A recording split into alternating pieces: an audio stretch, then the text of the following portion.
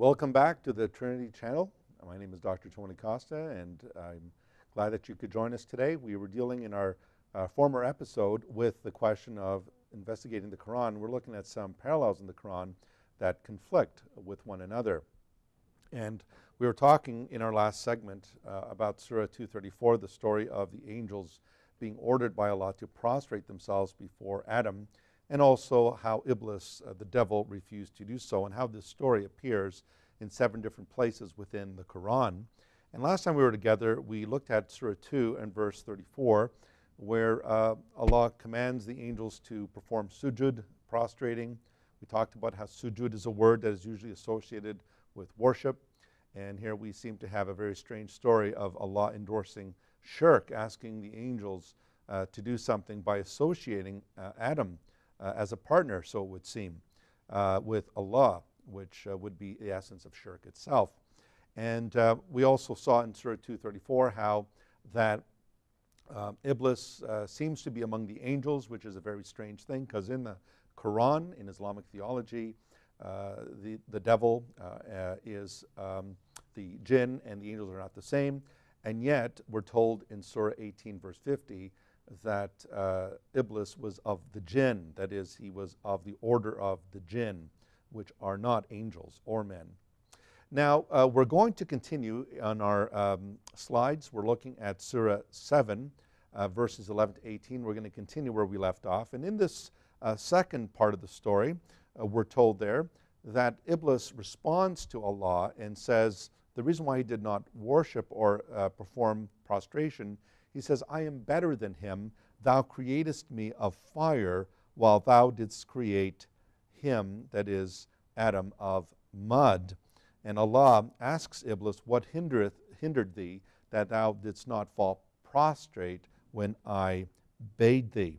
And so you will notice here that here you actually have a dialogue between Allah and Iblis that you did not see in Surah 234.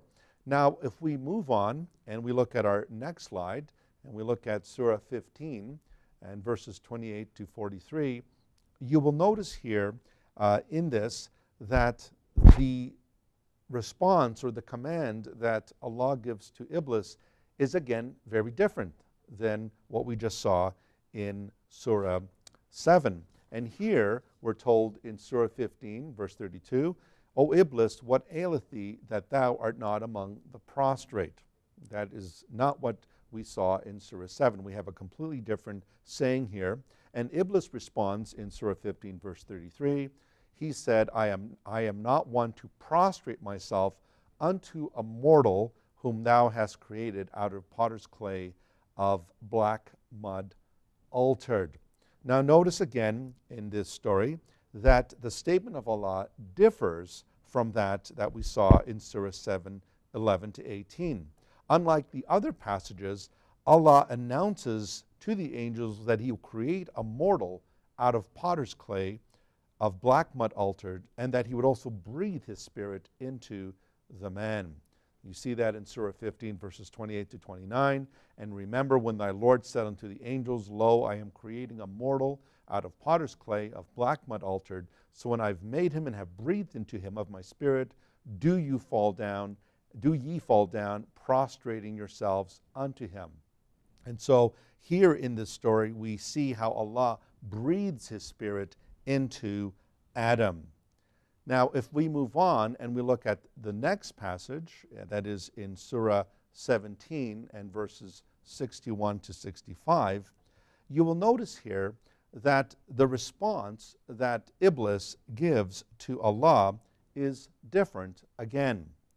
You'll notice that after Allah gives Iblis the command to prostrate himself with the angels to Adam, you'll notice here that Iblis responds and he says, shall I prostrate before that which thou hast created of clay?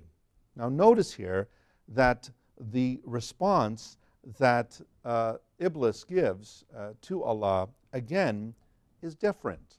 So what are we seeing so far? What we're seeing in these stories is that we have the same event that's being recast, but that the dialogue between Allah and Iblis, and even the command and the description of the events are not being told the same way.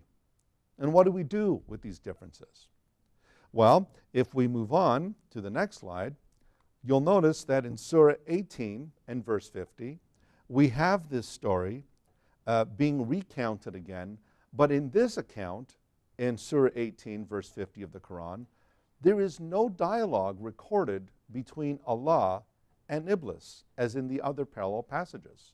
It's a description. It describes what happened, and it describes that upon giving the order to prostrate to Adam, Iblis refuses to do so, and it is here in this passage that Iblis is said to be of the jinn. He is clearly distinguished here from the angels, whereas in Surah 2, verse 34, Iblis is associated, it is implied that he is one of the angels. Now, why do we have all these differences? Have you ever wondered why these differences exist, why these parallel accounts seem to be conflicting with one another? Is it possible that the Quran came together from various sources? Is it possible that what we have is the same story being recounted by different collectors or compilers of the Quran? Again, if we look at the next text in Surah 20 and verses 116 to 123, you will notice here that there is no address at all from Allah to Iblis. There is no dialogue between Allah and Iblis. In this passage in Surah 2, verses 116 to 23, Allah simply warns Adam and Eve about Iblis, or about the devil. He warns them about the devil. In this story, you actually have Iblis, or the devil, speaking to Adam and seeking to tempt him.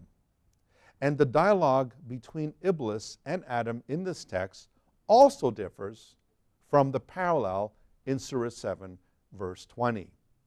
You notice here that this story in this particular passage is unique in that we're told what the devil or Iblis was actually saying to Adam. And then when we look at the final series here, the final passage in our series, in Surah 38 and verses 71 to 77, you'll notice that some interesting differences pop up in this passage as well. So here in this surah, you'll notice that it says, "When thy Lord said unto the angels, Lo, I am about to create a mortal out of mire." Now notice here that the mortal, or the human, or Adam, is said to be created out of mire, not of clay or of mud, but in this case, the word here is mire. It's a different word that is being used here. But also notice that the address of Allah to Satan, or to Iblis, is different from what we read in the other passages. Notice it says here from Surah 38 and verse 75, "He said, O Iblis, what hindereth thee from falling prostrate before that which I have created with both my hands?" Now notice here in this text, Allah speaks about his hands. He speaks about creating Adam with his hands, something that we did not see in the other accounts. So notice again, it's the same account, it's the same event, but it's being reported differently in various parts of the Quran. And this is only one example out of a group of other texts and stories that relate the same account, but relate it differently. Now I want you to also notice that the response that Iblis gives to Allah here, while it is similar to Surah 7, verses 11 to 18, is also different. Notice the response that Iblis gives in Surah 38 and verse 76. He said, "I am better than him." That is, I am better than Adam. I'm better than the mortal. "Thou createst me of fire, while him thou createst out of clay." Now, my Muslim friends, what are we going to do with these differences in the Quran?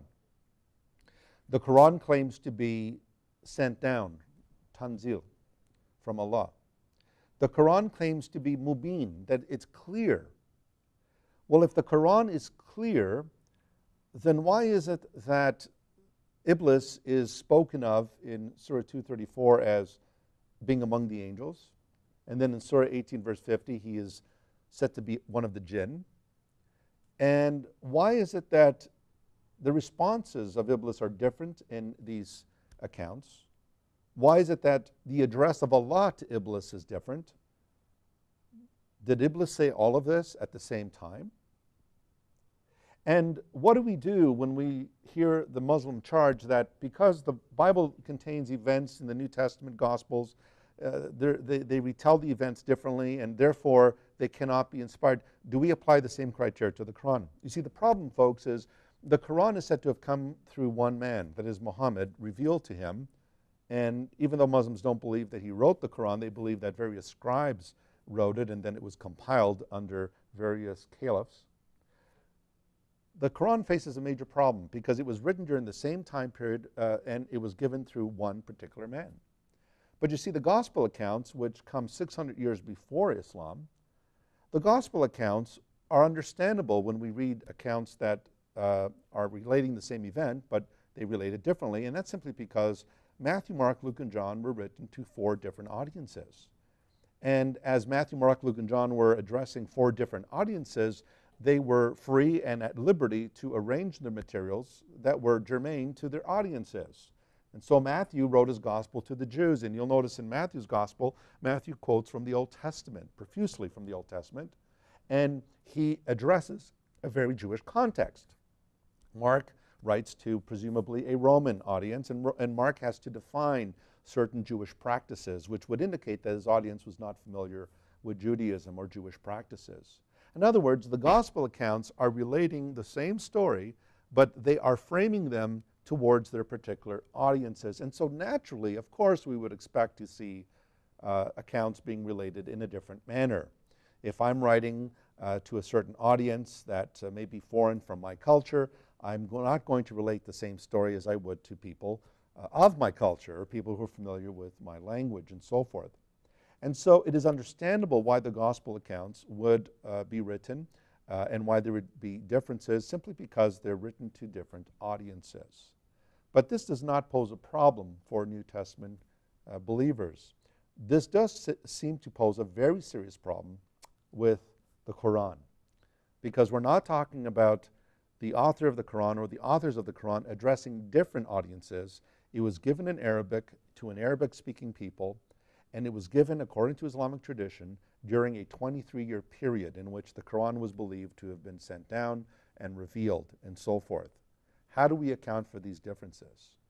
If the Quran is not consistent in its stories, then if we apply the same principle that the Quran asks us to use even balances, just balances, then can we conclude from this that the different accounts in the Quran seem to indicate that this is really the patchwork of human authors, that is, compilers who heard the same story in different ways and they put it together like patchwork and simply stitched all these stories together. These are serious questions that we have to contend with. The evidence is there. I did not invent these texts. I did not write these texts.